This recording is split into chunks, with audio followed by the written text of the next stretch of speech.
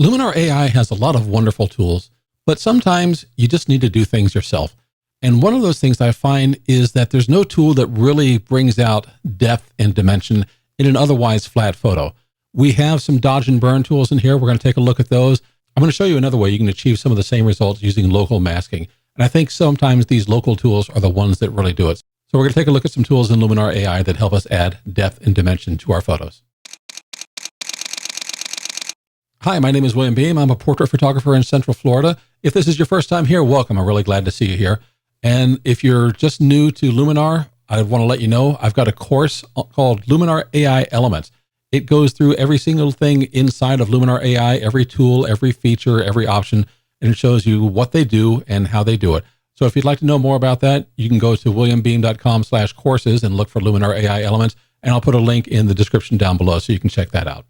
All right, why don't we go ahead and take a look at our photo.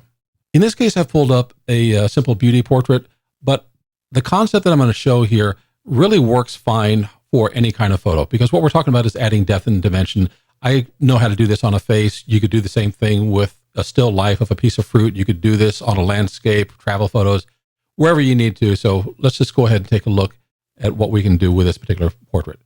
I'm going to start off with the Pro Tools and show you one of the things that I'm concerned about. If we select our dodge and burn tools, I like these tools. I use them quite a lot, particularly in travel and landscape photos. I don't use them so much in portrait photos, and this is the reason why. So dodge is the same as lightening. In other words, we want to add some more brightness to the subject that we have.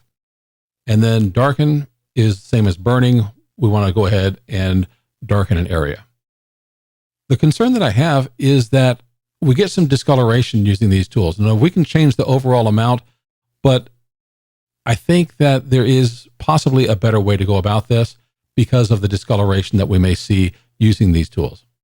So here we are in local masking. I'm going to add two basic masks. And it doesn't matter what order you do this. And the only downside of this, I hope that Skylum will fix this, is I can't rename the mask. So if I'm going to make one here for dodging and one for burning, I don't know which is which, except for looking at the controls that we have in here. So this one I'm going to use for our exposure. And I know that looks really, really bright, but I'm keeping my opacity probably just a little bit under 10. And at 10, under 10, I think you'll be fine. What happens there is you're not going to see this effect all the way through. You're going to build this up. If you're worried about blowing out some highlights, you might want to pull this down a little bit and take a look there. Now we're going to do the same thing for our burn. We're going to go ahead and add another basic. And again, I've got my opacity around 10, and I'm going to bring the exposure down. But the whole key is add some exposure for the dodging, lower the exposure for the burning, and keep your opacity at probably about 10 or maybe just a little bit under.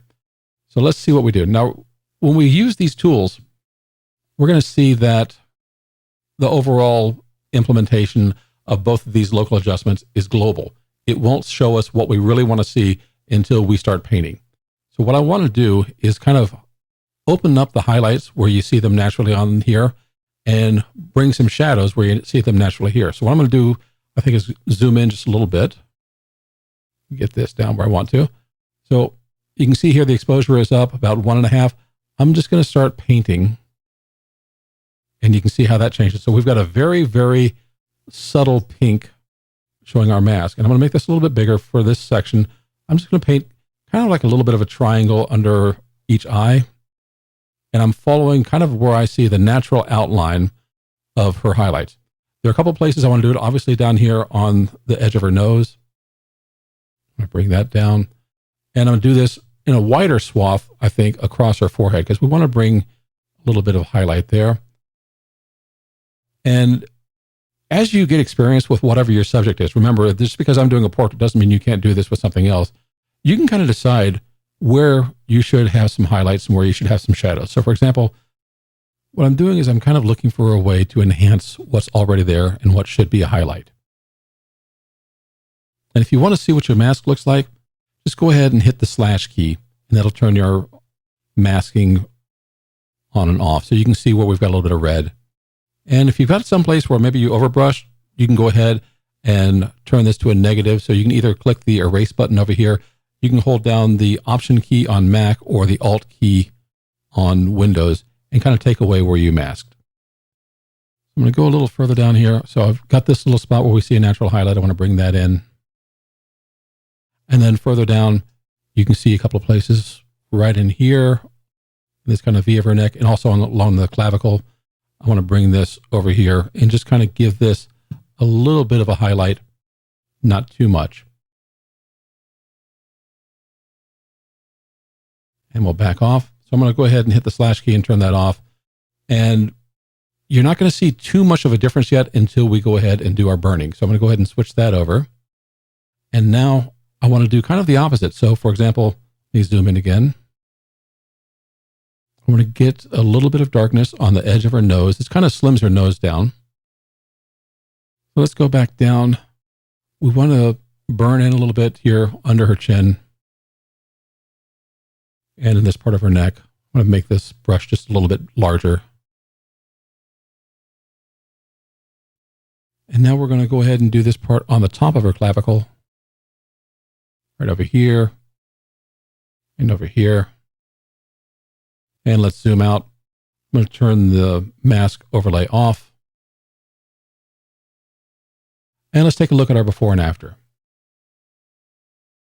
So here's where we were at the beginning. And here's where we are now.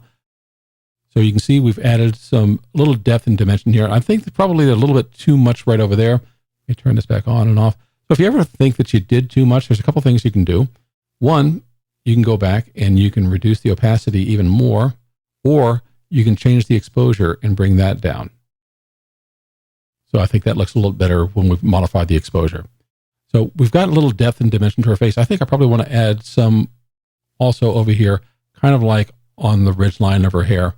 And that kind of helps offset where we've got this. And again, if you think this is too bright, we can go to our other mask and we can pull the exposure back a little bit. I kind of like to start with the exposure just a little bit too high, because that way I can see visibly where I've done my painting without having to go through the mask, and we can see what the results are. So let's go back before. That's before and that's after. So you can see just a little bit of shading, and it's a very minute amount. I think that brings out just a little bit of depth and dimension in her subject. So that's really what we want to do. And we don't have anything in our tools that really work that way. We've got wonderful tools here. We can fix skin, complexion, we can enhance the eyes, the lips, and so forth.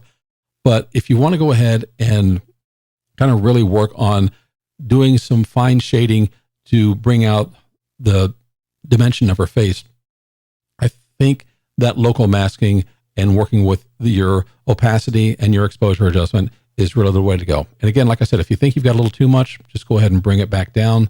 And that way you don't have, a highlight spot that's a little too much. But overall, working with what you have on your subject and kind of burning in where you need to on the dark spots and lightening up on the highlights is a good way to go ahead and kind of develop your subject. Let's take another look at kind of at our before and after. So there's where we were, and that's what we've done after we've enhanced it. And this is going to take some practice. You can do this with a portrait subject. You could do this with a pair if you're doing a still life. You want to look where this is the natural highlight. And the time that you want to do this is not when the lighting in the photo is really giving this to you. It's when you've got relatively flat lighting and you need to go ahead and add some depth and dimension to your subject. Thanks very much for taking the time to look at this tutorial. I hope you liked it. If you did, please go ahead, click the like button. That lets YouTube know that we're doing something right, and hopefully it'll share it with other people. And go ahead, hit subscribe if you'd like to see more of my videos, and ring that little notification bell or click that, and you'll be notified the next time I put out another video. As a reminder, if you want, I've got a course called Luminar AI Elements. Just check out the description in the link below. It'll take you over to the course page, and you can find out more details there.